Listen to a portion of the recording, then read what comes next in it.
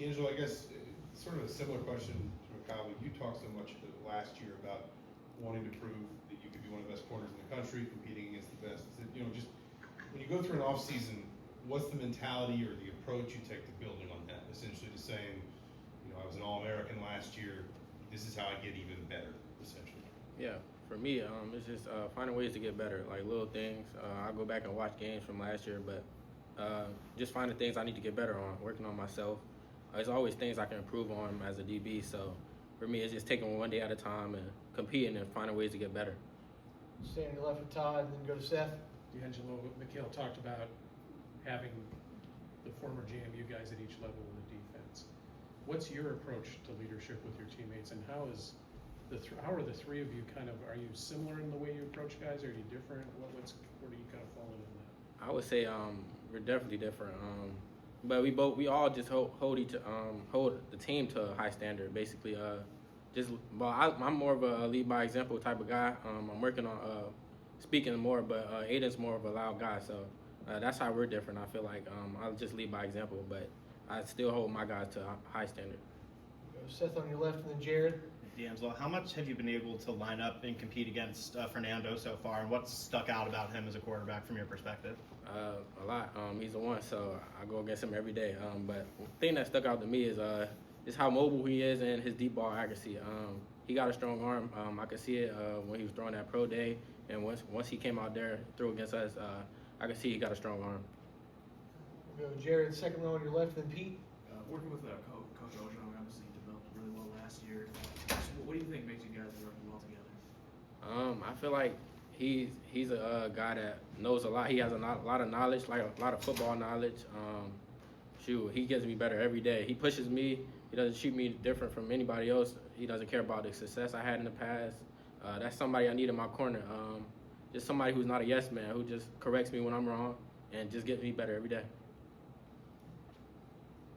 Pete, and you obviously have gone against a lot of quality receivers. You will again this season.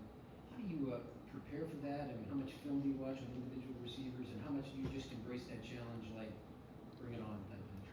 Yeah, I love going against top competition. Just showing everybody I can compete with those guys as well. I watch a lot of film too. So during the season, I'll probably watch like every game they played and just know their tendencies, what they like to do, and it really helps me. So I definitely like going against top competition and showing what I got too. Nick, and then Daniel.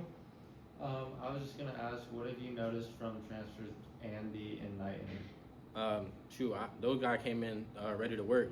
You could tell they were taught some things at their schools, and they transferred over here and kept the same mentality. Those guys, I'm really excited for them. I feel like they're going to help us in the season. We'll go Daniel on your right, and then Josh. On that note, I think y'all have like 2 or 3 enrollees, right? Like Zach and is it Jalen Bell? Yeah, Jalen Bell. What, in your eyes, makes a quality young freshman at corner? Just coming in and being a sponge, basically. Those guys came in willing to learn. Those guys ask me questions about anything, and they just take it in. So I'm really excited for them as well. We'll go Josh and then Joe. You look at the guys that come in, and you guys had last season, and they're coming in hoping for the same thing. Is there anything that you tell them? I know you're not as much of a vocal leader, but is there anything you tell the guys coming in? Really, I just tell them keep their head down and work. It'll happen out of nowhere if you just keep your head down and work and find a way on the field, like special teams, things like that. That'll get the coaches to trust you and just work hard. We'll go Joe, second row on your right, then Zach B. What was the taste after that Notre Dame game into kind of opting to come back for another year here? Really, I had 2 more years here, so I really opted. It wasn't really a choice for me. I wanted to come back here. It was no question in my brain that I wanted to come back here. But really, it left a bad taste in my mouth. Really wanted to come back and just prove that we can go to that stage, the national championship. So really wanted to come back and show everybody that we can do that. Zach B. and then Mike. Mikhail talked about that hunger and how the hunger's maybe increased this season. Where does your hunger stem from? What drives you with that hunger? Really just the love for the game. I love the game. I feel like I've been playing it all my life, so the hunger never goes away. Like I always want to find ways to get better, to be the best version of myself. That's really what I try to do each and every day. We'll wrap up on your left with Mike.